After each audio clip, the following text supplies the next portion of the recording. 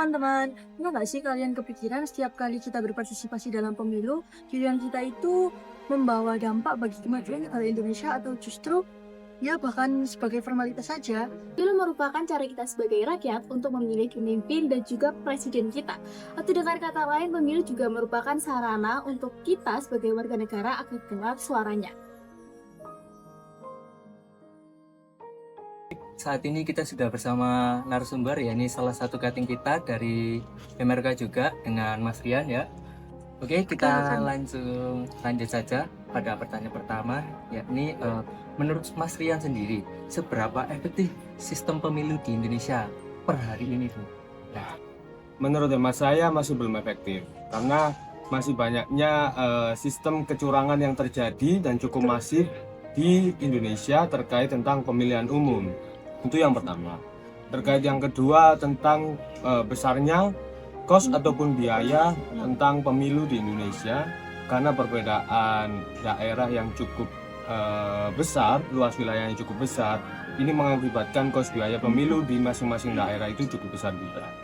nah, menurut Mas Rian sendiri, apa penyebabnya masyarakat itu banyak korupsi? Oke, terima kasih. Terkait permasalahan itu sebenarnya tergantung pada kepercayaan masyarakat kepada pemerintah kita sendiri. Bagaimana pemerintah kita selalu gagal memberikan kepercayaan atau membuktikan kepada masyarakat kinerja-kinerja yang baiknya selama di pemerintahan.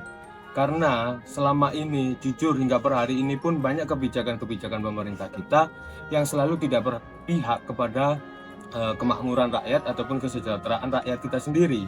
Tentunya apakah Anda memiliki pandangan ya atau pendapat gitu tentang apa sih kelebihan dari pemilu di Indonesia menurut Anda dari sistem?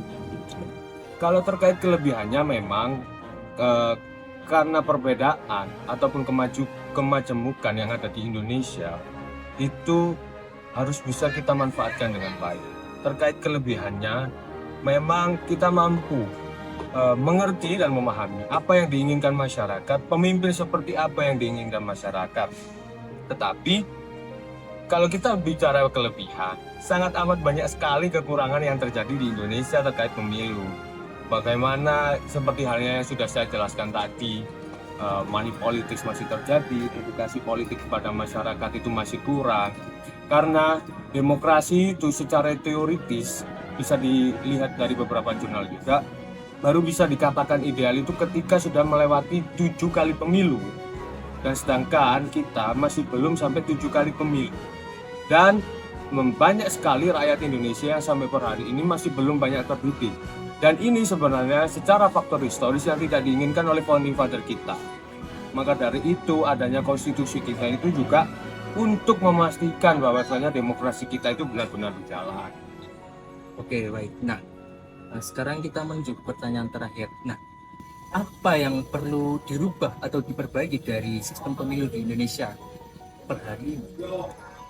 Kalau menurut hemat saya, meskipun kemarin ada wacana bahwasannya pemilihan di daerah itu dikembalikan ke DPRD, sebenarnya itu secara implisit menggambarkan bahwasannya elit politik kita per hari ini itu menginginkan pemilihan ini hanya dipilih oleh elit-elit politik saja, tidak dikembalikan ke masyarakat. Seharusnya pemerintah kita itu juga bisa membaca dan memberikan pengetahuan yang baik terkait edukasi politik. Bukan seperti itu caranya. Karena menurut saya yang paling harus ditekankan itu edukasi politiknya kepada masyarakat. Jangan membeli suara dari masyarakat itu dengan uang, bansos dan iming-iming sebagainya. Tetapi berikan apa yang kalian tawarkan kepada masyarakat. Bagaimana kalian menjalankan bargaining position kalian sebagai pemerintah ataupun pengeksekusi kebijakan. Itu berikan kepercayaan itu kepada masyarakat. Jangan hanya janji-janji politik saja. Jangan hanya joget-joget saja. Tapi berikan bagaimana kinerja-kinerja kalian itu buktikan juga agar pada akhirnya masyarakat itu juga mengetahui dan mampu memberikan kepercayaan kepada kalian sebagai pemerintah. Pertanyaannya sudah selesai Mas Rian ya. Terima kasih kepada Mas Rian, narasumber kita yang telah memberikan jawaban-jawaban pendapat yang sangat inspiratif ya, dan juga saran-saran yang sangat inspiratif juga tentunya bagi kita sebagai mahasiswa dan warga negara Indonesia. Baik, terima kasih Mas Rian. Oke, mungkin bisa ditutup. Wassalamualaikum warahmatullahi wabarakatuh.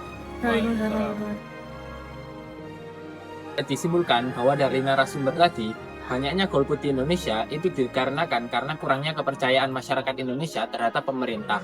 Juga untuk kedepannya, pemerintah harus memberikan kerja bukti yang nyata sehingga masyarakat mempercayai akan kinerja mereka.